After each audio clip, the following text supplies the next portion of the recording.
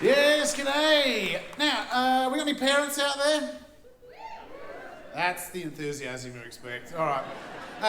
Help me out here, right? Have you ever, and not all the time, but do you ever have that thing where you want to bully your own kids? Like just a little bit, like they come up and tell you a terrible story and you're like, oh, I just want to push you over.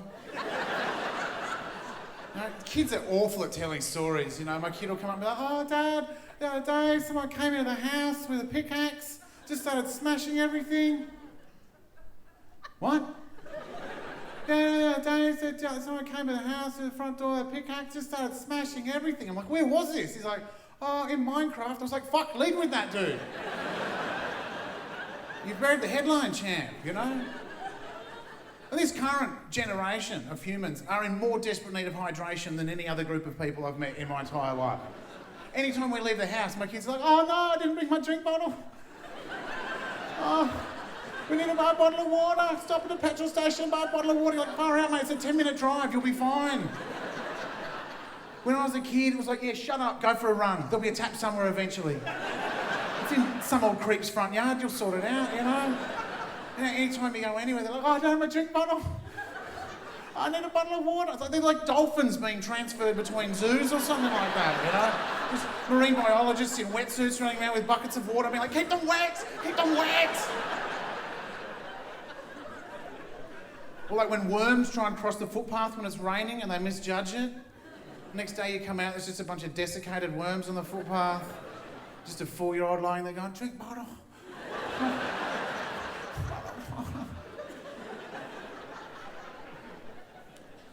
Yeah, I actually discovered recently that when I say goodnight to my wife, she's at normal temperature.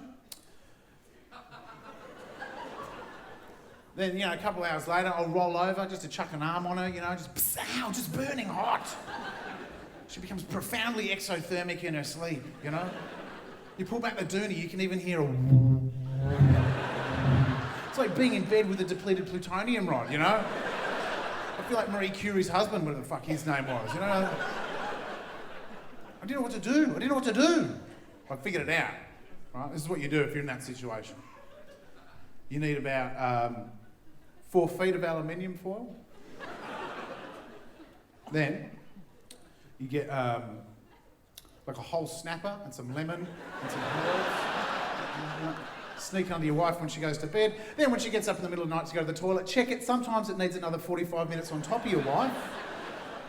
Sometimes it's good to go. Right?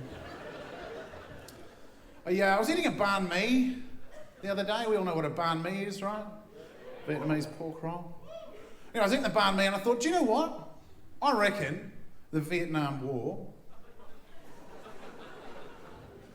would have easily been the most delicious.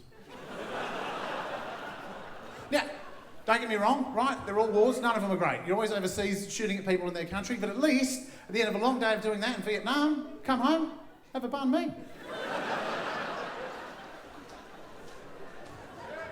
Probably the hardest part about being in the Vietnam War, I reckon, is you'd be out in the jungle, you know, and then you get a bloke in your sights, and then all of a sudden you're like, shit, what if he's the guy who makes my banh mi?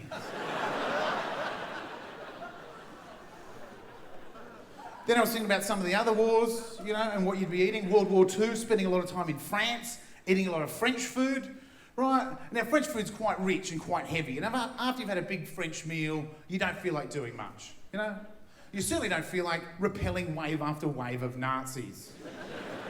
And then when you look at what French people have for breakfast, you're like, oh my God, of course you lost that war. Of course you lost every war, right?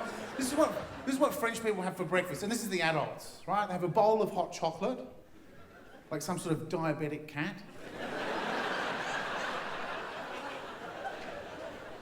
And, I can't overpronounce this enough, a poisson.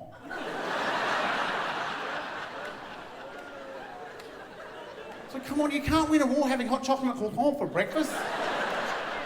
That's not going to happen. Especially when you compare it to what the Germans had for breakfast in World War II. And what the Germans had for breakfast in World War II was methamphetamine.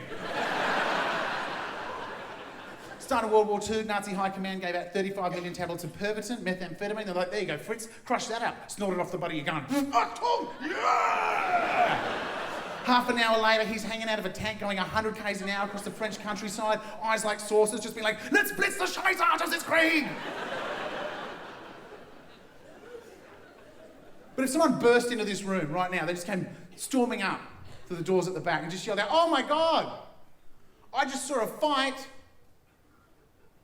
between a man on methamphetamine and a man eating a guapo. You wouldn't bother asking who won, would you? No? Thanks very much, it's been awesome. Cheers.